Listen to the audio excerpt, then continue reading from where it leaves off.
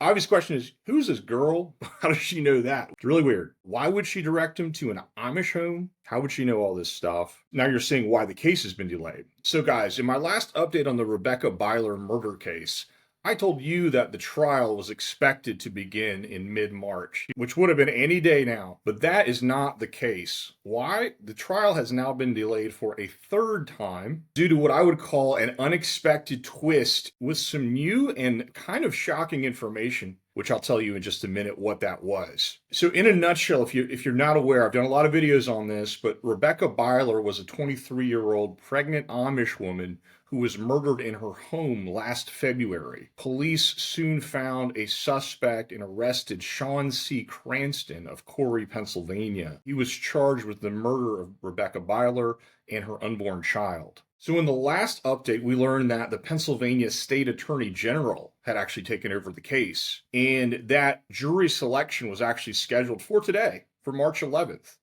With the trial to start shortly afterwards or immediately afterwards. Now, what has derailed that? Well, a little over a week ago, two new witnesses came forward with information on the case. This is from GoErie.com. Quote, according to information in the amended motion, two witnesses recently came forward with information in the case, were interviewed by the PA State Police on March 3rd. So this first bit, this is not the twist, but this adds another layer to it.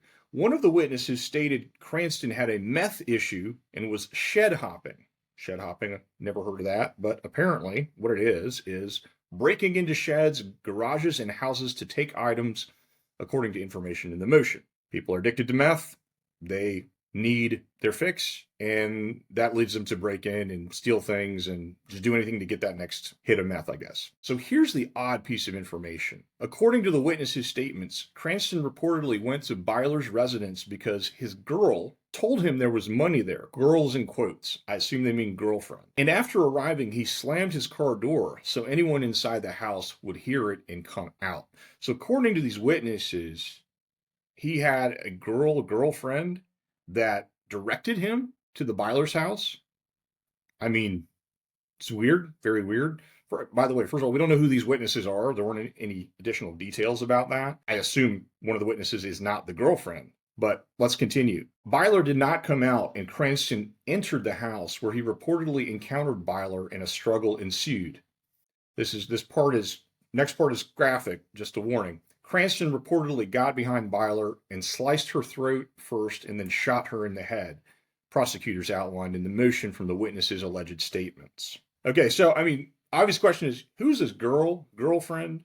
Why would she direct him to an Amish home? How would she know there's money there? Was she connected somehow to the Byler family? It's really weird, okay? Really random. Now you're seeing why the case has been delayed. We'll more on that in a minute. So a second witness provided similar details. Quote, the second witness, according to information in the amended motion, said Cranston admitted to getting high on meth and burglarizing places, and was reportedly told by his girlfriend that money was in the house and no one would be home.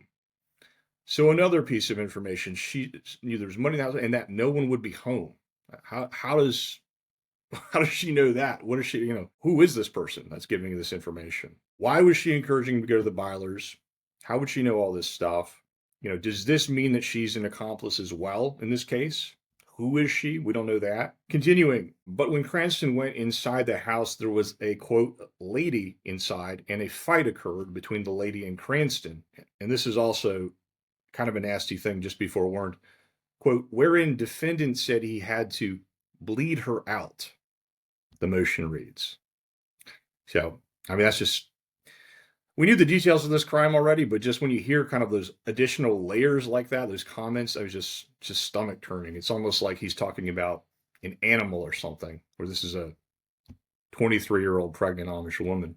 And again, Cranston has not been convicted. He's the suspect. He's been accused. Cranston also allegedly asked for advice about a glove with his DNA that was found at the Byler home. I guess asked one of the witnesses, it sounds like. So that's a bizarre layer to this case. And you see, what happened was the delay happens because Cranston's defense asked for a continuance in this case to, I guess, deal with this new information and also some other information that has come forward Let's take a look at that. And I guess the point here is that the prosecution apparently wants to try to link Cranston to other burglaries that I guess had happened in the area, which would, I guess, lend credence to the testimony of these two witnesses that he was supposedly involved in burglaries to support his quote unquote meth issue. So again, from the report, in addition to the witness statements, prosecutors are seeking to enter at trial evidence concerning other burglaries in the area where the homicide occurred, according to information in the state's motion and the defense's response to the initial motion in limine or in limine. That's a name for a type of motion, the legal mechanism they're using here. Not a lawyer, again, as I keep repeating in these videos, but.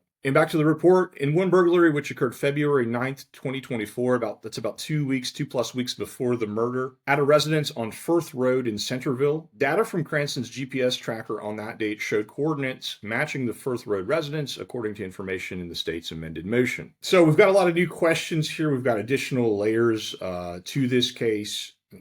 Because of this, I mean, the biggest one being this introduction of the girlfriend supposedly tipping off Cranston to the Byler residence, an Amish residence, being a target.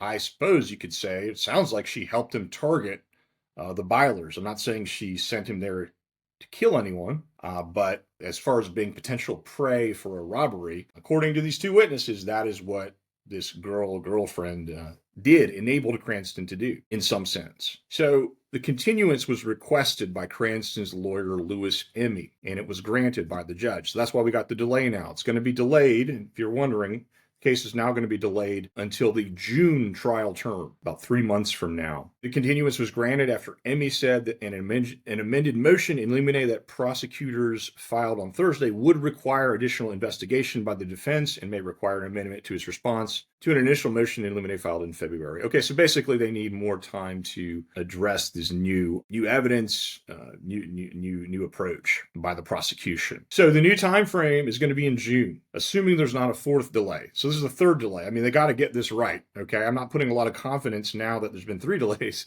that the case is actually going to start in June. But the main thing is to get this case right, get this prosecution done right if authorities believe that Cranston is the person who killed Rebekah Byler, then they need to do all they can to solidify that. Now, why do these witnesses appear, a little over a week before jury selection was scheduled to begin? You can be the judge. I don't know. I guess you could speculate on some reasons why. Let me know what you think. Again, weird. This was a twist. No, we weren't expecting to have a girlfriend involved. Additionally, this allegation that he has a meth issue. Well, I guess you could see how that might fit into the story of someone breaking in and killing someone. Okay, if they're under the influence of meth or of lack of meth, desiring of meth, that they want to get resources to acquire meth. I mean, that's one motive, but then to kill somebody, I just can't get probably like all you, I just can't get to the place in my head where you go to that step. Sorry to bring you another down topic, but I told you guys I'd keep you posted and updated on this case, and I want to keep doing that. We don't know. I guess we're going to have to keep an eye and an ear out for what else emerges in this case. Could there be other additional twists, other additional pieces of information, other additional witnesses that show up? Rebekah Byler was killed over a year ago, but I assume this is going to get resolved in due time. So guys, let me know what you think in the comments. I want to hear what you guys think. Thanks again for supporting this channel. Hit like, subscribe if you haven't done so already. Talk to you soon.